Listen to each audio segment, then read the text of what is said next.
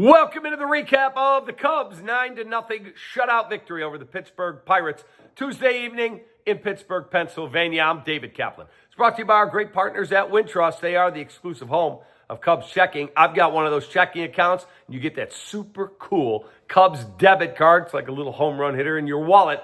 Go to wintrust.com/Cubs or click the QR code on your screen and get your very own Cubs checking account. Folks, that was a laugher in the end, but this was a 0-0 ball game in the fourth. And in the fourth inning, Andrew Heaney against Shota Imanaga.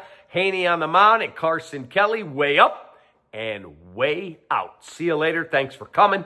2-0 Cubs. In the fifth, Pete Crow Armstrong. It's just ridiculous the way these two guys are swinging the bat. It's unreal.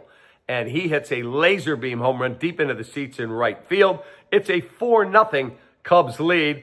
They get more traffic on the base paths, and that would be the end of Andrew Heaney. Let's take a look at our Hooters winging it. Starting, pitching, matchup. OriginalHooters.com, one of 11 Chicago area locations. Try the wings. They're awesome. Imanaga, 5 innings, 6 hits, no runs, 3 Ks, and a walk. And they finished it off with Palencia, Thielbar, and 2 innings from Tom Cosgrove. For the Pirates, Andrew Heaney, 4 2/3, a 5-hit, 4-run, all-earned, no K, 3-walk, 2-home-run baseball. And they had a collection of 5 relievers. Finished this one off.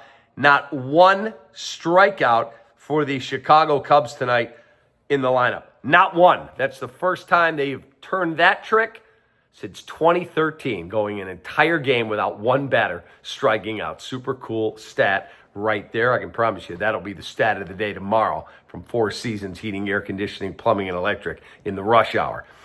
Who do I give the player of the game to? Boy, I could go a number of directions. I think I'm going to go Seiya Suzuki, 3 for 4. He had a walk, he had a double, a triple, and a home run, and he drove in a pair. Or I can go Carson Kelly, 3 for 5 with a home run and 3 RBIs. He knocked in 2 with a home run, and he got a single late to make it 9-0. Those were the 2 offensive stars for the Cubs. Now, Kyle Tucker news.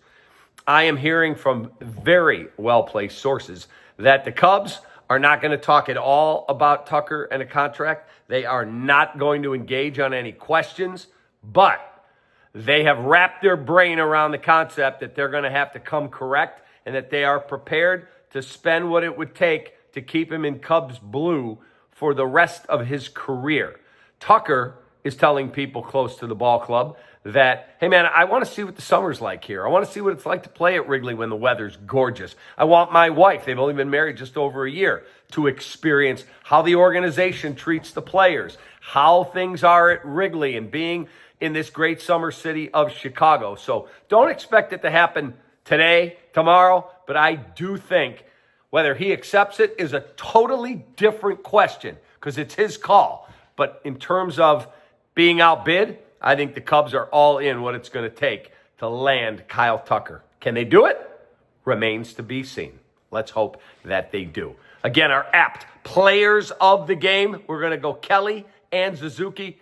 Promo code REKAP25 at apt.com, abt.com. I'll save you $25 on any purchase, $150 or more. Cubs win 9-0.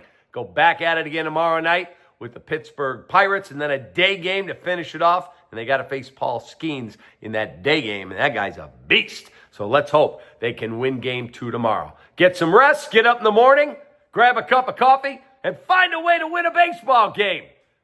Take that.